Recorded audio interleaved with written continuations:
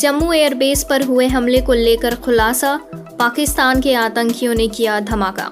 बीते दिनों जम्मू एयरबेस पर जो हमला हुआ था उसको लेकर कई चीजें सामने आ रही हैं और अभी जो रिपोर्ट आई है उसके हिसाब से जो प्राइमा फेसिया है, जो इनिशियल एविडेंस है, उस हिसाब से इस हमले के पीछे और कोई नहीं बल्कि पाकिस्तान की आतंकी गुट लश्कर-ए-तैयबा या फिर जैश-ए-मोहम्मद का हाथ बताया जा रहा है। लेकिन अभी तक ये पुष्टि नहीं हुई है कि इस हमले में पाकिस्तान की सरकार का कोई डायरेक्ट संबंध है या नहीं। हालांकि राष्ट्रीय जांच एजेंसी ने जांच अपने हाथ में ले ली है और साथ ही भारतीय वायुसेना, राष्ट्रीय बम डेटा केंद्र, फॉरेंसिक विशेषज्ञ और जम्मू कश्मीर के पुलिस की टीमें भी हमले की जांच कर रही है।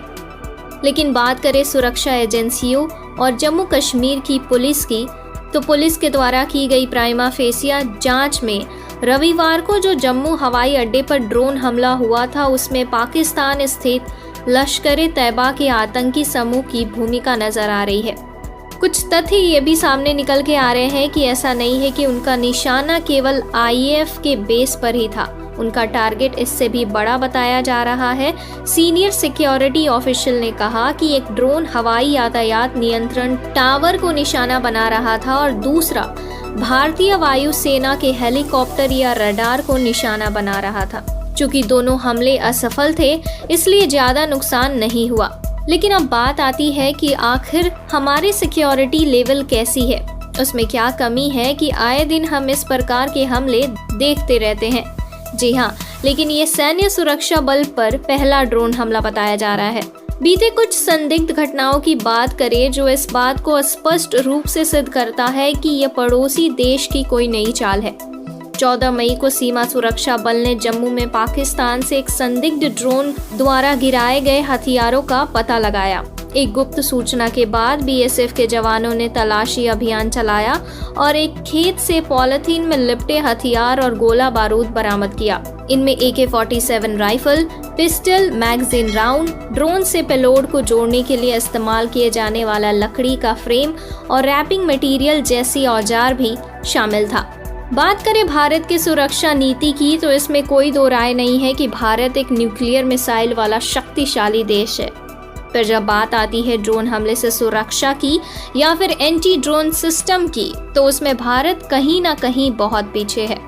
जी हाँ, सूत्रों ने कहा कि वर्तमान में देश में ना तो कोई प्रॉपर स्टैंडर्ड की ऑपरेटिंग प्रोसीजर है और ना ही कोई डिटेल्ड गाइडलाइन जो बता सके कि डोमेस्टिक ड्रोन को कैसे ऑपरेट करना है।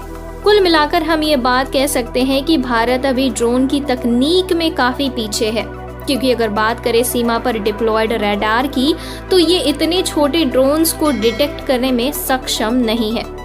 एक सुरक्षा अधिकारी ने कहा कि पिछले कुछ वर्षों में हमने हथियारों और विस्फोटकों को गिराने के लिए ड्रोन के उपयोग में वृद्धि देखी है और अभी जम्मू के बेस पे हमला इसका दूसरा उदाहरण है।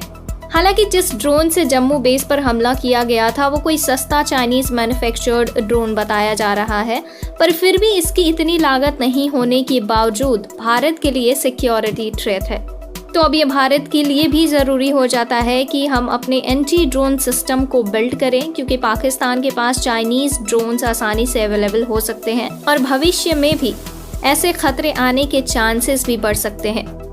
तो सवाल ये उठता है जांच जो अभी चल रही है उस पे कि अगर ये पुष्टि हो जाती है कि जो हमला किया गया था जम्मू एयरबेस पे वो पाकिस्तान के सरकार के द्वारा डायरेक्ट लिंक है, तो सरकार इस पर क्या एक्शन लेगी। आगे की जानकारी के लिए बने रहिए एक्टिव इंडिया 24।